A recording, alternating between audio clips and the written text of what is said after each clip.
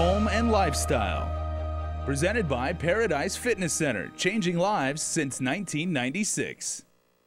Welcome back. Not only is November Diabetes Awareness Month, but today is also World Diabetes Day. Joining me now in studio is Mike Brown, Executive Director of the Stay Well Guam Foundation, and Holly Rustick, Programs Coordinator. So, happy World Diabetes Day. Thank you. And Thanks for having us. I understand that this morning we had a pretty bright and early morning for the foundation. We did. What happened? We had 60-some people from our Stay Well organization meet down in Adelup, form the diabetes symbol, the circle. And I hope people at home can see the drone footage we're showing right now. I hope they can. I hope they can. We all, we're waving from the territory to all of the people here on Guam and all around the world who are suffering from diabetes. Again, what is diabetes? We're affected by it. We hear this word a lot. What is diabetes? Well, for us on Guam, it's not following the proper diet, not doing proper exercise on a regular basis. Right now, you know, I've only been with the organization a little over a month, and I'm daily stunned by some of the information that I'm hearing.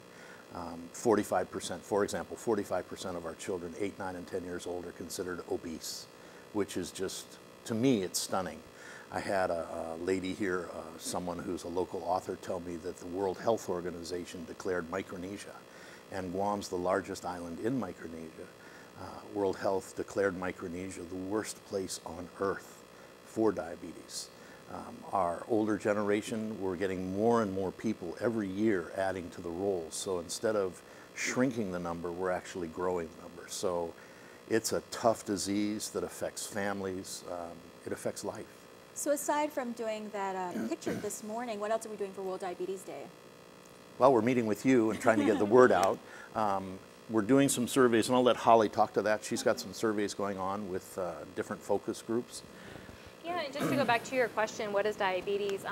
You know, diabetes, yeah, I mean, type 2 we hear a lot about on Guam because that is pretty much the most prevalent type, and that has to do with a lot of what you eat and exercise. But also type 1, and that's an autoimmune disorder, which hasn't actually been articulated why it's caused. But that's also, you know, it's another form of diabetes, which isn't necessarily, you can't, you know, really control it. It's something you're usually born with or you adapt later in life. And doctors are still trying to figure out exactly what the cause of that is. And of course there's gestational diabetes, and that's when you're pregnant. Some women actually have diabetes while they're pregnant. So there's different types, and type 2 is one that we are really trying to focus on because it is, like I said, the most prevalent.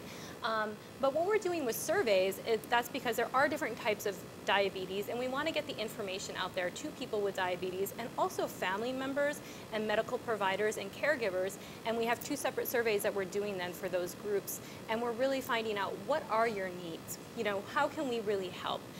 This foundation has already prioritize their own priorities and what they want to accomplish and tackle and battle with diabetes, but we really want to start a dialogue with the community. So we're doing surveys and we're also doing focus groups. So if anyone's interested in doing that, we would love for them to contact us so we can get the information from the community, exactly what they need, and also what the strengths are in the community so we can leverage that, we can build upon, you know, things that are already positive and really making an impact in their lives. So do we want to hear from diabetics already, or do we want to hear from just average Joes that may not be afflicted by the disease?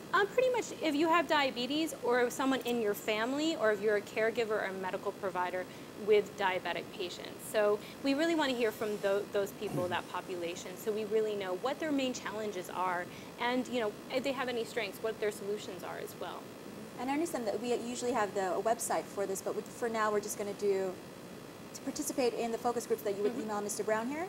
So guys at home, that's mbrown@staywellguam.com, mbrown@staywellguam.com. If you want to participate in the focus group.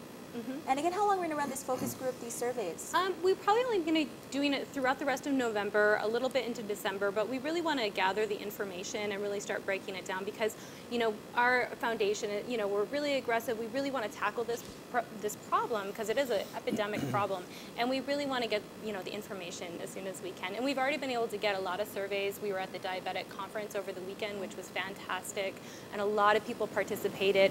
And we're just going out to different events that are going on throughout the month, and And of course, we have it online too, so anyone can participate no matter where they're located, as long as they fall in those demographics.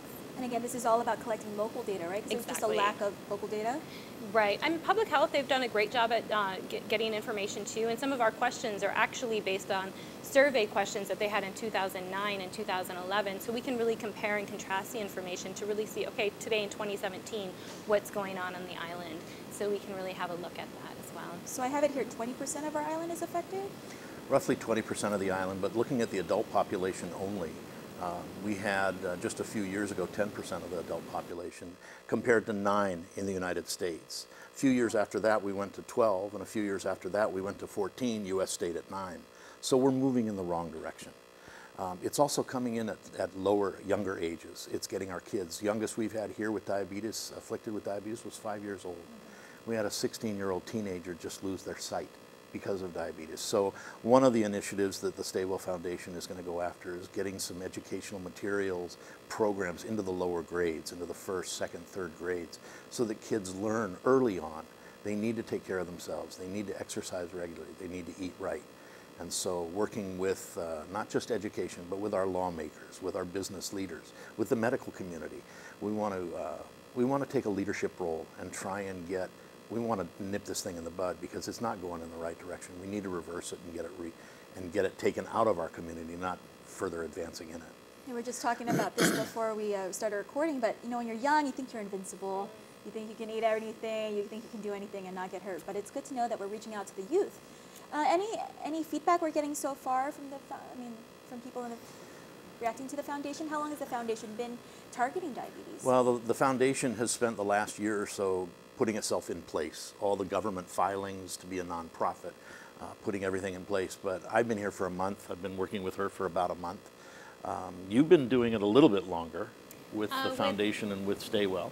Yeah, and diabetes and grants and nonprofits. It is, getting the 501c3 in place and getting all those documentation in order, and just really being able to go out and say, okay, we're going to go in the community now and do the surveys and really find out what the needs are. And we've seen data, quantitative data, but let's gather some qualitative data too, and really have the conversations and the dialogue, such as the focus groups, to really bring up what the needs are and really talk about it, because it's a disease that a lot of people don't want to talk about. There's a stigma associated with it. So we're really trying to eliminate that stigma, because it's something that needs to be talked about, because the earlier you can detect it, the early, you see maybe your blood sugar is going up or something like that, or even in the case of type 1, if you can detect it earlier, then you might not go into a coma or die. I mean, these are chronic issues that are happening. So we really want to get the word out there, have people get tested, and really know what their blood sugar is. We're also trying to make the information local. A lot of times we go and we hear people talking about diabetes, and they give us stateside information, they give us medical information that we can't really relate to. A lot of people I've talked to now, listening to how the Stay Well Foundation is going after it, most people are saying, good. It's good that we're going to go after it, nip it in the bud. We've got some people who are going, you'll never change it.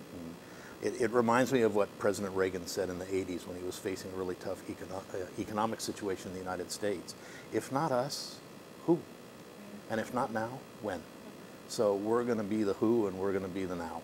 Does the foundation have a specific goal, like we want to decrease diabetes on Guam by this many %? Is that something we're looking to? I don't know if we have a specific goal right now. I think our objective at this point is to try and rein it in and reverse it. Having a specific percentage goal, no, not at this point. Again, if not us, then who? So thank you so much, Mr. Brown and Holly. Again, that email address if you want to participate in the focus groups, mbrown@staywellguam.com. Thanks so much. Stay tuned. We have more details on the Veterans Home Run 5K when we return.